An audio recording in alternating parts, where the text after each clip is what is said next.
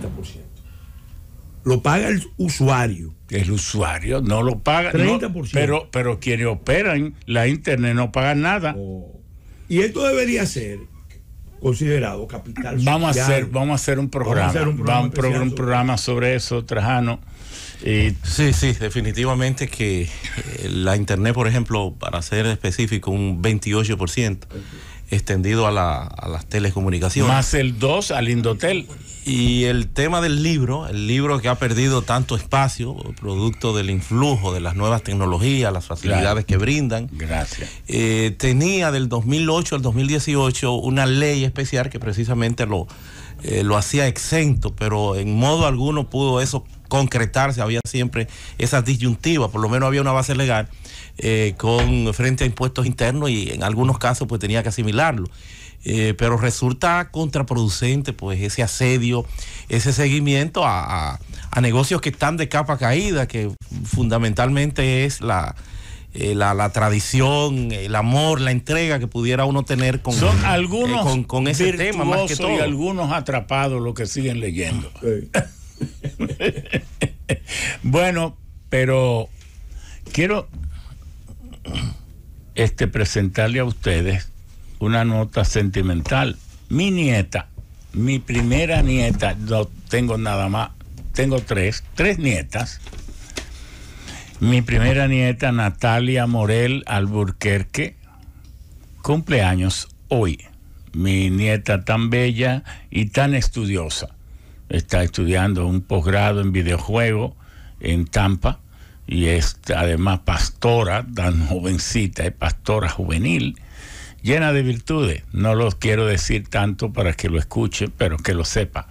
Entonces, qué bueno. Cumpleaños y tan estudiosa. Y también paso a darle mis besos a Nicole, que es su hermana, también tan estudiosa como ella. Y por último, la recién nacida, que ahora que tiene 9 meses, que es Fara, que es la hija de mi hijo Ramón. De manera que, y por cierto, todos están en Estados Unidos. Fara está en New Jersey y las otras están en Tampa. Bueno, a todas mucho cariño. Y Nati, lo mejor para ti. Gracias, mi bella. Te envío un mensajito escrito también por WhatsApp. Pasamos ahora al tema de la extinción de dominio. Pelegrín, ¿qué tú puedes comentar sobre esta ley que se vuelve sospechosa al haber sido por consenso? Parece que todo el mundo le perdió miedo, nadie le teme, y entonces, bueno, a ver. Mira, muchas gracias por haberme invitado a participar en este programa que me es tan familiar, claro, cercano, tan tuyo. En esta ocasión para tratar un tema tan importante. No, y vamos a desearle a todos los padres del mundo en su día, por favor, que reciban un saludo de respeto y de felicitaciones de los sabios de la Z, en la Z y de la emisora y de nuestros invitados. Muchas gracias. A los padres integrales y a los padres espirituales y a las madres, claro, que muchas veces hacen de padres, porque yo creo que la paternidad es una responsabilidad, es un don, es un talento especial también que hay que ejercer. Mira, Ramón, sobre esto yo quiero formular algunas consideraciones. Quiero empezar por recordar que esta figura se consignó en la Constitución, si mal no recuerdo, fue en la segunda lectura, porque el senador Domínguez Brito lo había planteado originalmente, la Cámara, en la Asamblea no la había acogido, y al final buscamos una fórmula para integrar la figura de la extinción de dominio. ¿Qué tiempo hace que se inició por primera vez? Bueno, en el 10 fue que se consignó constitucional. Desde entonces, esta ley estaba pendiente, como muchas otras, porque hay aproximadamente 30, 40 leyes que incluso son más importantes que esta. Que no tienen esta ley es importante, pero hay, por mandatos constitucionales, más de 30 o 40 leyes, Trajano me corrige, que están pendientes de aprobarse y que no se aprueban. Lamentablemente no tienen una embajada detrás presionando para que se apruebe. Bueno, esta fue el grupo G8. Bueno, entonces, ahí voy. Esa figura quedó ahí puesta en gran modo por esa fórmula que nosotros logramos consignar en la Constitución. Y obviamente lo hicimos en un contexto donde queda claro, el que lo lee, queda claro de que la figura de la extinción de dominio era un complemento para enfrentar el tema de la criminalidad compleja, el lavado, el crimen organizado, los fenómenos criminales peligrosos. O sea, ese fue el espíritu, y lo está diciendo el que empujó eso, o uno de los que empujó que eso se consignara ahí. ¿Qué pasa? A mí me choca mucho que los promotores de la ley en el Senado hayan puesto tanto énfasis de que la lucha contra la corrupción, la lucha contra... Acércate un poquitito. La lucha contra el crimen organizado, el crimen de cuello blanco, es imposible sin esta ley. Y la verdad es que legislación en República Dominicana para combatir el crimen organizado, para combatir la corrupción de cuello blanco, la gran corrupción, en República Dominicana tenemos más que suficiente. Casi eso se dijo con la ley de lavado. Claro. Entonces yo mismo decía, miren, este debate debería empezar por una discusión previa. Vamos a pasar balance de qué se ha hecho con las leyes de lavado, pues han sido varias. ¿Qué se ha hecho con las leyes de lavado? ¿Cuál ha sido su eficacia? Para saber si esto que se está diciendo tiene sentido. Lamentablemente esa discusión no se quiso tener y se ha hablado mucho de el tema de la extinción de dominio como la varita mágica que va a ayudar a combatir la corrupción y a recuperar lo robado. Y yo insisto, es un enfoque superficial en el mejor de los casos y sobre todo apartado de la realidad, porque no es por ahí que se puede enfrentar el fenómeno de la corrupción estructural, sistémica y cultural de República Dominicana. Se necesita mucho más, incluso ir al origen. Entonces, por otro lado, un aspecto que a nosotros, y hablo como Fuerza Nacional Progresista, nosotros eventualmente vamos a sacar un documento concreto de análisis de cada uno de los aspectos de esta ley, la que se aprobó y la que se propuso. Uno de los aspectos que a nosotros particularmente nos preocupa es el tema de la institucionalidad precaria del país. Porque este es un instrumento que en un país con buena institucionalidad, definitivamente que puede jugar un papel, especialmente con el fenómeno del testaferrato, que es un fenómeno que está previsto en la ley de lavado, la figura del testaferrato, pero hay dificultades, parece que o no se quiere hacer el trabajo de probar que hay un fenómeno del testaferrato, o se quiere buscar una fórmula más, vamos a decir, más lábil, más benigna de perseguir, para que el perseguido incluso pueda llegar a acuerdos de bienes que entrega, de bienes que no entrega, y se hará justicia para que se diga, bueno, se hizo algo. Ese tipo de fórmula mediatizada que se usa tanto en República Dominicana. Entonces, a nosotros nos preocupa mucho eso, porque esta ley, la versión final, repito, la estamos revisando de punta a punta para emitir un documento, necesita de mucha institucionalidad. En manos de un ministerio público que es el que tiene la acción disponible, podría convertirse, como dijo la Procuradora General de la República, la doctora Miriam Germán, podría convertirse en un arma de extorsión, de chantaje, de presión política, de manipulación. Y eso es sumamente peligroso porque nosotros acabamos de pasar una experiencia, después de 10 años aprobada la Constitución, que en vez de fortalecer la institucionalidad del país se degradó, se fue perdiendo. Y estuvimos al punto de perder la democracia, vamos a estar claros. Estuvimos al punto de perder la democracia. Entonces, ese es otro aspecto que a nosotros nos preocupa mucho.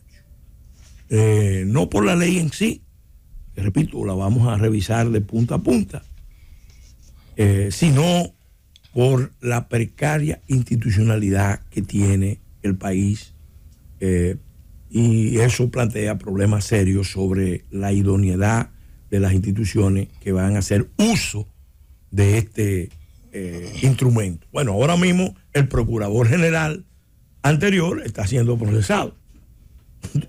Y muchas veces hemos visto muchos casos donde los procuradores también se confabulan para cometer hechos diversos, cohechos, extorsiones, intimidaciones, etcétera, etcétera. Entonces, eso es algo que queremos destacar. Por otro lado, miren, las leyes hay que pensarlas en función de las sociedades a las que se va a aplicar. El que leyó Los misterios del capital de Hernando de Soto y las obras, el pensamiento de Hernando de Soto, que es uno de los mejores investigadores de América Latina y del mundo en el análisis de la propiedad, llega fácilmente a la conclusión de que en una sociedad donde existe un alto nivel de informalidad, donde el 60% de la economía dominicana es informal, la aplicación de esta legislación es sin duda un factor bastante problemático. En términos concretos, estamos hablando, Ramón lo sabe porque yo lo he reiterado en numerosas ocasiones, el sistema político nuestro es medularmente clientelar, populista, patrimonialista. La función pública se ve como una fuente de aprovechamiento en la cultura política, o por lo menos como una fuente de ventaja, y eso está muy arraigado, pero que a su vez está profundamente imbricado, vinculado a otro fenómeno, al fenómeno tremendo de la alta concentración rentista. La economía dominicana es una economía extractiva de renta, que está cada vez más concentrada, hiperconcentrada. El índice IHH de la economía dominicana nos dice que más del 45% de la economía está altamente concentrada. Y ese es un factor, junto con el tamaño del Estado y la configuración de un Estado que está deformado y tiene tendencia deformante. Esa es una de las causas que explican por qué hay tan alta informalidad en la economía. Entonces, es un problema a la hora de tú llevar un registro del tema de la propiedad, porque aquí hay mucha gente, por ejemplo, que han construido, lo explica muy bien Soto, en el caso de República Dominicana y en el caso de América Latina. Han construido, por ejemplo, sus viviendas, la han construido sobre terreno público. Sus viviendas, son miles y miles de viviendas. Técnicamente, eso es una infracción. Las políticas del Estado deberían propender a que la propiedad formal y la propiedad social se encuentren. Pero si tú estableces mecanismos como estos, tú pudieras generar muchos problemas para lograr esa meta de política social. Sobre todo cuando el Estado ha sido el primer corruptor y corrupto. Es que, ¿con qué calidad moral le exige a esa gente que construyó algo tan básico como su vivienda? Entonces ese es el elemento esos son elementos que hay que tener presente a la hora de la aplicación. Por eso nosotros hemos dicho, esto tiene que manejarse con un espíritu fundamentalmente, por lo menos en esta fase, en lo que mejora la institucionalidad del país. En esta fase tiene que manejarse con un sentido altamente restrictivo. ¿A qué?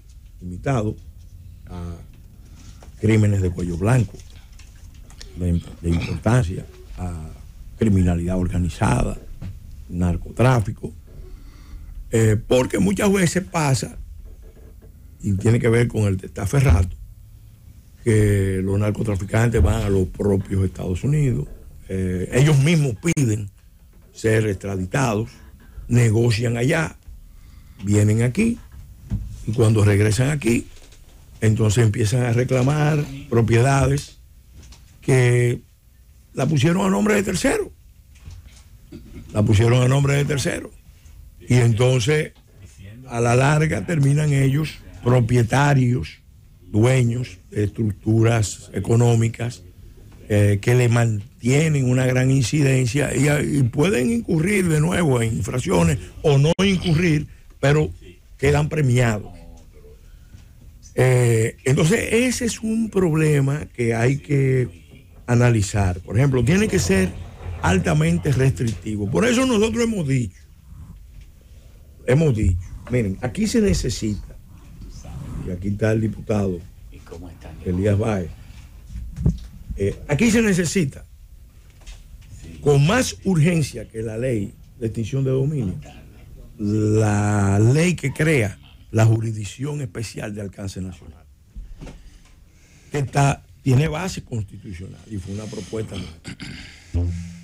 Y se lo hemos pedido a la Suprema Corte que tome la iniciativa para crear jurisdicciones especiales de alcance nacional, porque este tipo de materia lo debería manejar una estructura especializada para que no se generalice el tema de la extinción de dominio. Con una estructura especializada, un tribunal de alcance nacional que maneje esos procesos, hay más garantía para el ciudadano de que no se van a cometer abusos, atropellos. De parte de usted como buen jurista, sí, de las observaciones a lo que pudieran ser las exageraciones en torno a la aplicación de esta ley, pero no le da la bienvenida en términos de que el grado de corrupción hizo que el 5 de julio el gobierno que surgiera, más que por elegir a quien fue electo, la gente echó al que estaba aterrado por el grado de corrupción. Y eso ahora se revela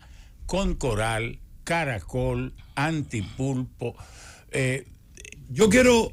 Medusa, que faltan animales. Yo te entregué un libro hoy. Sí. Ese es el primero de una serie. Uno de esa serie va a estar dedicado al análisis del Estado débil y la corrupción estructural.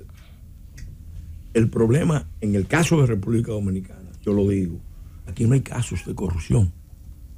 Aquí hay sistemas de corrupción, estructuras de corrupción, culturas de corrupción.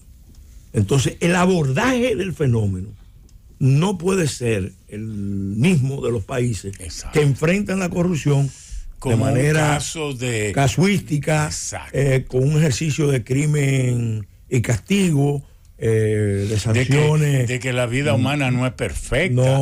Pero aquí es que la práctica es la corrupción y la excepción es la nobleza. Porque está vinculado, yo lo explicaba, a la articulación del modelo económico. Nosotros, aunque formalmente tenemos una economía capitalista, lo explican los economistas, está dominada por prácticas extractivas de renta. El espíritu rentista, que si lo proyectamos en el tiempo, tiene que ver mucho con el espíritu de los encomenderos. Para consumo de una amplia mayoría. ¿Qué significa la explotación rentista? Mira, En la década de los 80, 70, hubo un investigador que vino aquí al país y estudió también mucho Haití. Se llama André Corten, que se focalizó mucho en el tema de las prácticas rentistas, del empresariado rentista, de los negocios rentistas. Son negocios que están dirigidos ¿a qué?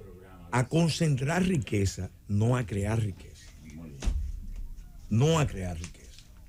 En vez de crear riqueza, vienen servicios exportables, competitivos, que incorporen tecnología, que incorporen innovación, que valoren el recurso humano, que hagan sostenible un proyecto nacional, que se dedica básicamente a concentrar la riqueza que va creando la sociedad. Obviamente, ese modelo te produce un doble fenómeno. Te expulsa al dominicano que puede emigrar, porque le dice, bueno, yo me voy porque aquí yo no puedo vivir con los niveles de dignidad, con los niveles que yo merezco por mi esfuerzo, por mi satisfacción. Una parte se va y otra parte, ¿qué es lo que hace? Por eso menciono la economía informal. Se va a la informalidad, a volar por debajo del radar del Estado, porque también el Estado resulta demasiado oneroso. Aquí tenemos 670,000 servidores públicos en un Estado. Pero cuando vemos la ratio entre la proporción entre trabajadores del sector público y trabajadores formales, nos damos cuenta de que hay una aberración. Estamos hablando de que debe haber por cada trabajador del Estado. Y esos 600 y tantos servidores públicos no incluyen los ayuntamientos, ¿eh? No, ahí sube más. Entonces, en realidad son 740. Entonces, ¿qué tenemos? Entre el peso del costo del Estado y el peso de una economía cartelizada por monopolios, oligopolios, corrupciones, que son los mecanismos de extracción de renta.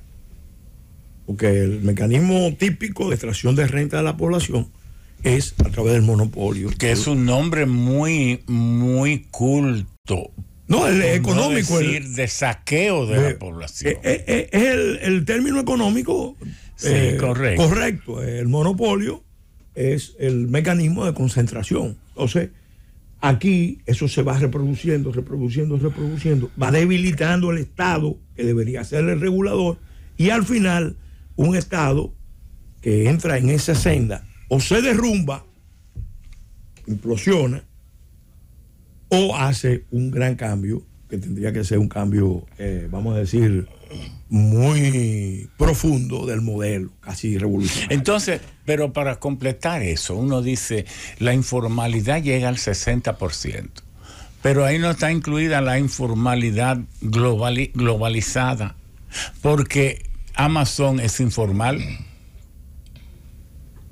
Incluso la Internet, todos estos empresas globales de las comunicaciones que están por encima de los estados. Extraterritorial. No, que son informales también. Sí, está fuera no de... están, la gente sabe que existen, pero no tributan, porque el primer elemento de la informalidad es la no tributación. Usted recuerda que hubo un debate en una época sobre la tasa Tobin, sí, que era una especie de impuesto universal, que todos los estados iban a comprometerse a establecerlo para que el fenómeno de la transnacionalidad fuera de alguna manera regulado, pero eso fue un debate que quedó ahí en el aire. Al contrario, la globalización lo que ha hecho es acentuar los procesos de concentración a nivel global y a nivel nacional. Sí, pero también debilitando al Estado y aumentando la informalidad. La informalidad, claro, porque aquella, como siempre, lo que está muy perfumado, yo ni lo huelo, y lo que es maloliente, eso sí, para siempre castigar al de abajo. Hay una ley que decía Tito Livio, el historiador romano, que es la primera ley de los pueblos, la ley de la necesidad. Claro.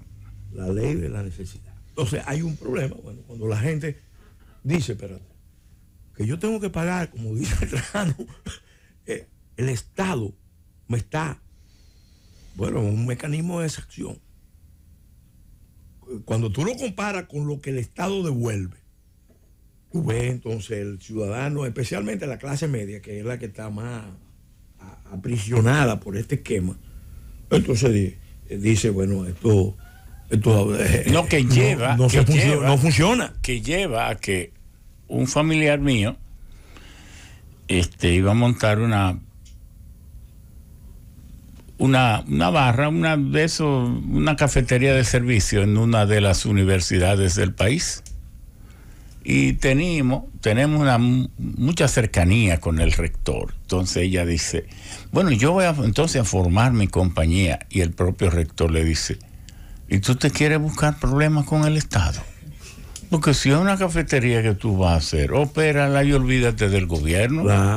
Pero claro. Oiga, cuando usted ve que a niveles y por eso que lo menciono, porque no es un chiste, cuando salíamos de ahí, como yo le acompañé, que fui el vínculo de esas relaciones, yo le dije, mira, el Estado está muerto o moribundo. Me dice, ¿y por qué eres tan catastrófico?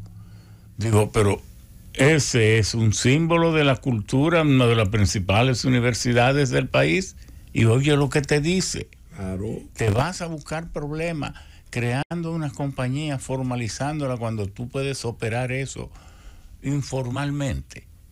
Entonces, por eso destaco mucho el tema de la informalidad, porque si no se hace un uso restrictivo de este instrumento, entonces podemos ver este instrumento como un factor de subversión. Bueno, vamos a una pausa. Pero sí. Quiero cerrar Remigio, con esta idea. Que el doctor quiero cerrar perfile con esta aquí. idea. Claro. El último punto que a mí particularmente me llama la atención es el tema de que las sentencias dictadas en tribunales extranjeros pueden ser ejecutorias. Eso es lo que he leído en la prensa. Yo quisiera, repito, vamos a hacer un análisis pormenorizado de esta ley. Me preocupa porque ese tipo de disposición que procede debería estar sujeta a una regla de reciprocidad. Bueno, pero eso tiene que ser en aquellos países en los tratados, con los cuales la nación tenga acuerdo. Claro, pero tiene que haber una regla de reciprocidad. Lo que pasa es que en Estados Unidos no hay norma de extinción de dominio. Estados Unidos no es miembro de eso no lo tocan ellos. De la Corte Internacional de Justicia. Estados Unidos no es miembro. Eso no lo tocan ellos. Entonces, si aquí, por ejemplo, tomamos una decisión de extinción de dominio, debe ser para todos los bienes. Claro. Y si tomamos una decisión de extinción de dominio de una propiedad en Estados Unidos, ¿cuál va a ser la posición de Estados Unidos? Sí, pero ellos llevaron a Milosevic a un juicio cuando Estados Unidos no es miembro de la Corte Suprema de Justicia. Porque no quieren que sus presidentes ni sus militares puedan ser alcanzados. Esas son consideraciones preliminares. Claro, yo, como te avancé, no me puedo quedar todo porque hoy un día especial, tengo compromiso con el día.